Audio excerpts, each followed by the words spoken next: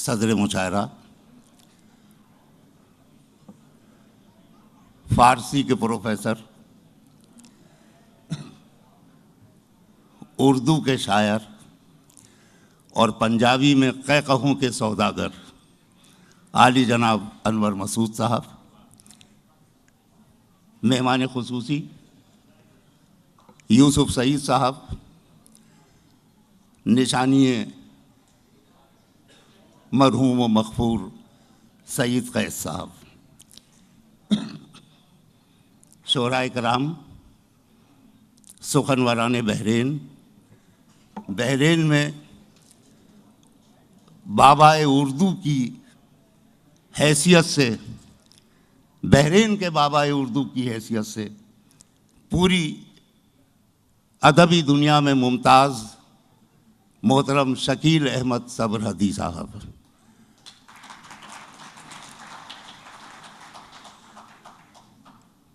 बाबा सईद कैस की फैमिली के सभी अफराद, मेरे भाई, मेरे दोस्त मुश्तबा अफरोज़ बिरलास साहब और बहरीन के हमेशा से अच्छे, सच्चे और बाज़ौक़ ख़वातीन व हज़रात, रोशनाई का कारोबार करो, रोशनाई का कारोबार करो, फिर किसी चांद का शिकार करो। ये मैं नहीं कह रहा हूँ, ये मोहतरम सईद कैस साहब फरमा गए हैं। रोशनाई का कारोबार करो, फिर किसी चांद का शिकार करो, हम किसी ख्वाब के ख्याल में हैं, तुम ज़रा देर इंतज़ार करो।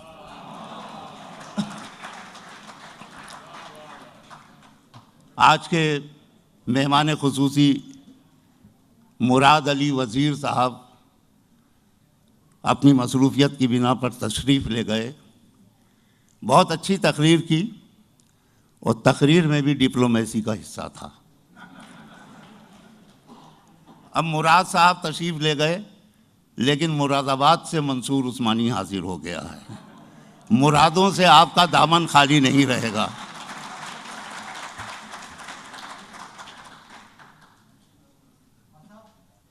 ये कहा गया है, लिखा भी गया है कि ये 10वां आलमी मुशायरा है अंजुमन फ़रोग़ अदब का। मेरी याददाश्त ज़्यादा अच्छी नहीं है, लेकिन सच्ची बातें याद रखता हूँ। मैंने पिछले साल कहा था जब नवा मुशायरा था कि ताहिर अज़ीम इसे नवा मुशायरा कह रहे हैं, लेकिन मैं इसे उनका नवा कारनामा कह रहा हूँ। अब वो कारनामा 10वां कारनामा है। बहुत बहुत मुबारक हो अंजुमन फ़रोग़ अदब बहरीन को।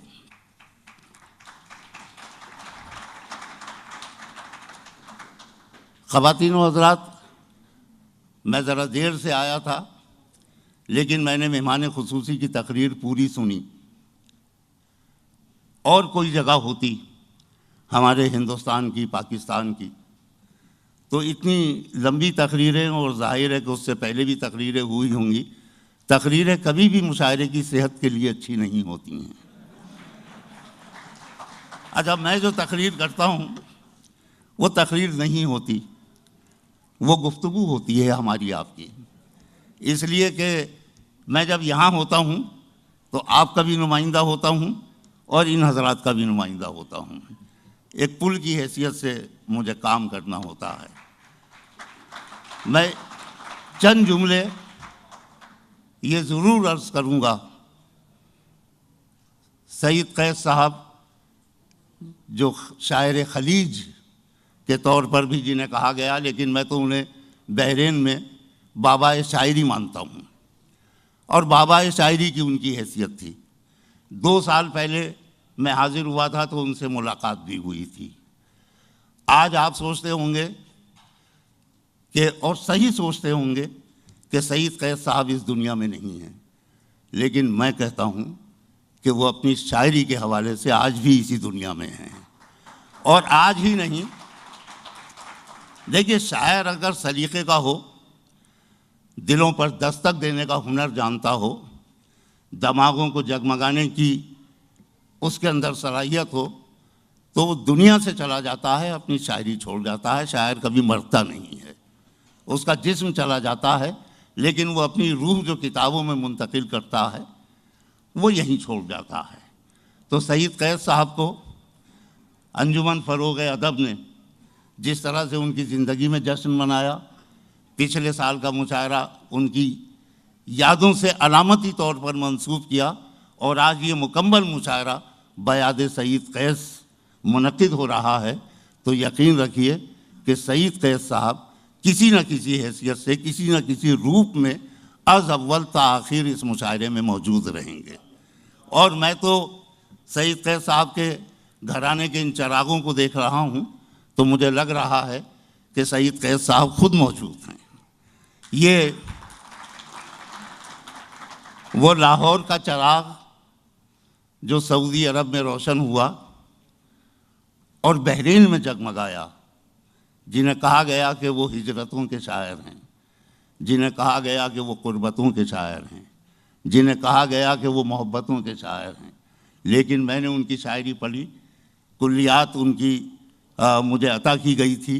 ख़ुद उन्हीं के दस्ते मुबारक से मैंने देखा कि वो शायर ऐसा है कि कहीं कहीं अपनी शायरी में महबूब के कूचे से वो तसव्वुफ़ की पगडंडी की तरफ चला गया है। तो वो एक सूफ़ी भी थे, भले ही उन्होंने अपने सूफ़ी होने का ऐलान न किया हो, लेकिन तग़ज़्ज़ुल की शाहराहों का वो बाशिंदा, वो तसव्वुफ़ की खानकाहों से भी अच्छी तरह वाकिफ़ था। हम एक अजीम शायर को आज याद कर रहे हैं। यकीनन ये हमारी तहज़ीबी ज़िम्मेदारी भी थी और ज़िंदा कौमों की एक अलामत भी कि वो अपने बुज़ुर्गों को नहीं भूलती, इसलिए कि अगर वो अपने बुज़ुर्गों को भूल जाए तो कल खुद भुला दी जाएगी। मैं इन सब हज़रात को देख रहा हूँ तो मुझे अपने वालिद मरहूम हज़रत गौहर उस्मानी का ये शेर याद आ रहा है कि वफ़ा के तस्करे बज़्म वफ़ा में कम नहीं होंगे। और ये शेर मैं अपने वालिद मरहूम का बाबा सईद कैद की तरफ से पढ़ रहा हूँ कि वफ़ा के तस्करे बज़्म वफ़ा में कम नहीं होंगे, चराग ऐसे जला आया हूँ जो मध्यम नहीं होंगे।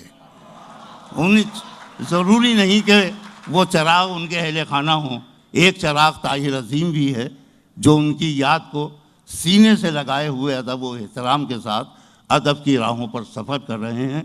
ताहिर अज़ीम बहुत मुबारक हो। अब मुझे पता नहीं कि ये तुम्हारे नाम के साथ अज़ीम का लाहिक़ा क्यों है, लेकिन तुम्हारे अदबी कारनामे ऐसे हैं कि वाकई तुम अज़मत की राहों के मुसाफिर लगते हो। और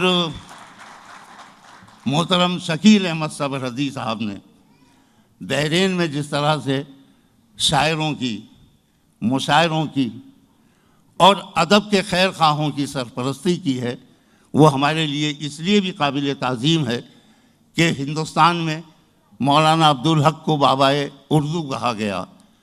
अब कोई बाबाए उर्दू दिखाई नहीं देता।